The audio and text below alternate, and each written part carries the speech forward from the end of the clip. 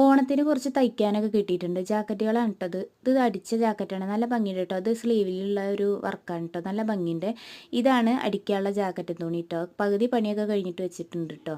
ഈ ഒരു തുണി ഉണ്ടല്ലോ, ഇതും അടിക്കാനുള്ളതാണ്. കട്ട് ചെയ്തിട്ടില്ല. നല്ല ഭംഗിയുണ്ട് കേട്ടോ കാണാൻ. നല്ല നമ്മളെ കലങ്കാരി മോഡലിലൊരു ജാക്കറ്റ് തുണി കേട്ടോ. നല്ല ഭംഗിയുണ്ട്. അപ്പം ഇന്ന് കുറച്ച് ഞാൻ യാറം പോയിട്ട് കുറച്ച് മെഷീൻ്റെ സാധനങ്ങളൊക്കെ വാങ്ങാണ്ടായിരുന്നു. സൂചി, നൂല്, അങ്ങനെ കുറച്ച് സാധനങ്ങൾ കേട്ടോ.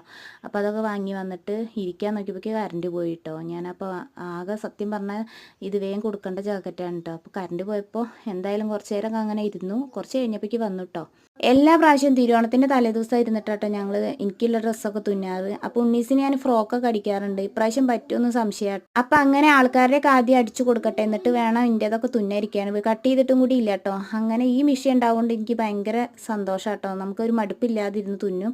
അപ്പം അങ്ങനെ ഞാൻ പരാഗുന്ന ഒരു തുണി കഷ്ണം എടുത്തിട്ടുണ്ട്. ഇപ്പം ഇതൊക്കെ കട്ട് പീസിൽ പെട്ടതാട്ടോ. നല്ല റേറ്റ് കുറവാണ്. 50 രൂപ 100 രൂപ അങ്ങനെ റേറ്റ് കുറവിൽ പീസിൽ കട്ട് ചെയ്തെടുത്താണ് കേട്ടോ. അവർ മുറിച്ച് മാറ്റി വെക്കുന്നതാണ്. നമ്മൾ വലിയ കഷ്ണങ്ങളൊക്കെ ബാക്കി വരുന്നതിൻ്റെ പീസൊക്കെ അവിടെ കട്ട് ചെയ്ത് വെക്കുന്നതാണ്. അപ്പം ഞാനൊരു 1/2 മീറ്ററൊക്കെ ഉണ്ട് കേട്ടത്.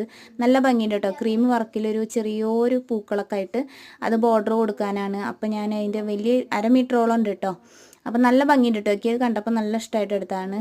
അപ്പോൾ പീക്കോക്കിൻ്റെ ഒരു ഡ്രസ്സ് എനിക്കിൻ്റെ കയ്യിലുണ്ട്. അതിന് മുകളിലൊരു ബോർഡർ കൊടുത്തു കഴിഞ്ഞാൽ പെട്ടെന്ന് വൃത്തികേടാവില്ല വിചാരിച്ചിട്ട് എടുത്തതാണ് കേട്ടോ. നല്ല ഭംഗിയുണ്ട് കാണാൻ. അപ്പം ഇനി ഇത് തുന്നണമെങ്കിൽ എനിക്കിൻ്റെ എല്ലാവരുടെയും കഴിഞ്ഞിട്ട് വേണം ഇരിക്കാൻ. അപ്പം അങ്ങനെ അതൊക്കെ ഇനി അടിക്കണം കേട്ടോ.